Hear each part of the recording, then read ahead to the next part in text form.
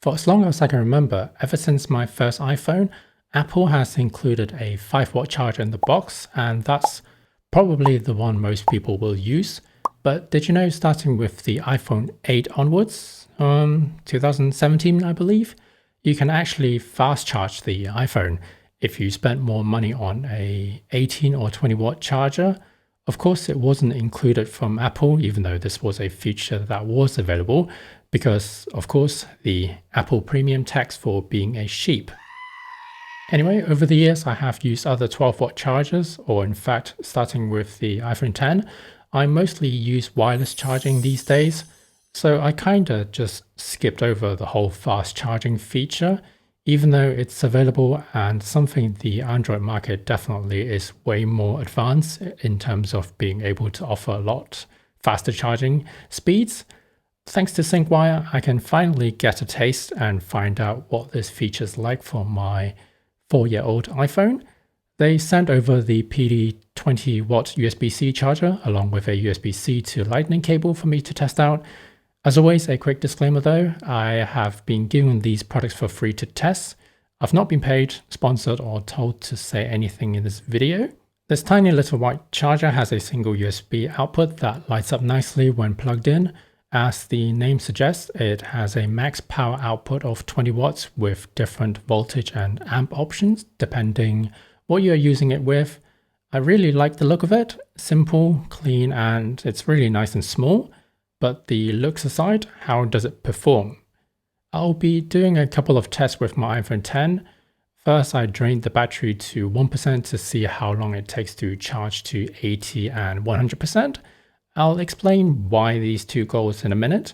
The other thing I want to mention is that this test isn't super scientific, as I kept the Wi-Fi on with background apps probably running here and there.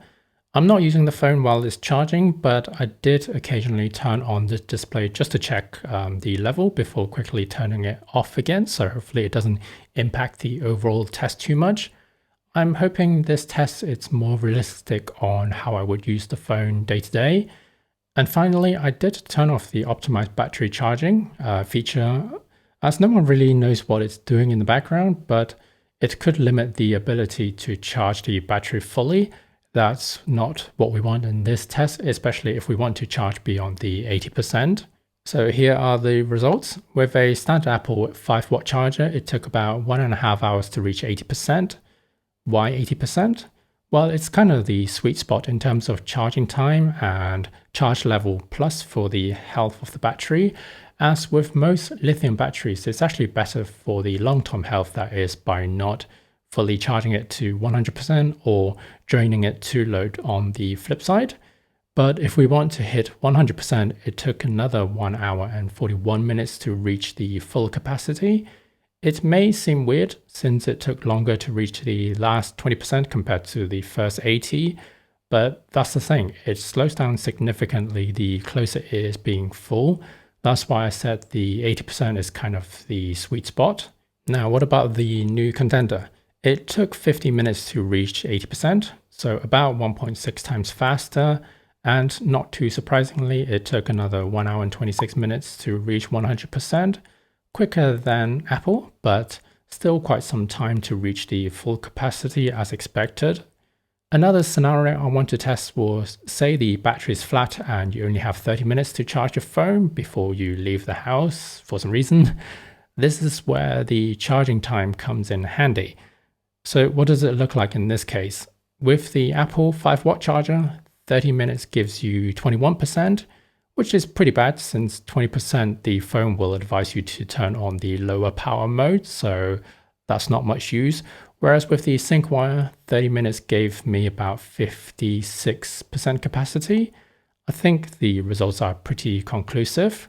The second test I wanted to try out is with my camera batteries. I use this USB NPF battery charger that supports PD power delivery or a standard USB power. With a 2.4 amp 12-watt charger, it took over 12 hours to charge these two beefy batteries.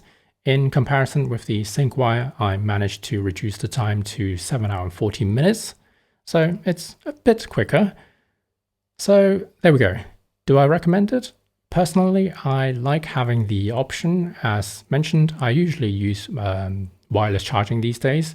Or if you're someone who just charges the phone overnight, it really doesn't matter how long it takes. But as you saw, it does reduce the time significantly if you're in a hurry or when charging larger batteries, such as the ones for my camera gear. And of course, anything else that supports USB power delivery, which is kind of the new standard. And finally, the cost. It is more affordable compared to the Apple version, as predicted. As far as I can tell, the build quality seems on par, on the surface at least, for the charger, and especially the cable, which is braided and is longer than the Apple version. And the last thing I want to mention are these little sticky desktop cable organizers that Syncwire sent over. They're super useful, and the cables for my laptop, for example, always falls down the back of my desk when I unplug my laptop. So this keeps it nice and organized at the desk. If you're interested in finding out more about these products, please consider checking out the affiliate links down below. Once again, I'd like to thank Syncwire for this review opportunity. With that being said, please consider giving me a like if you enjoyed this video. A huge thank you for watching. As always, my name is Joe, and I'll see you in the next video.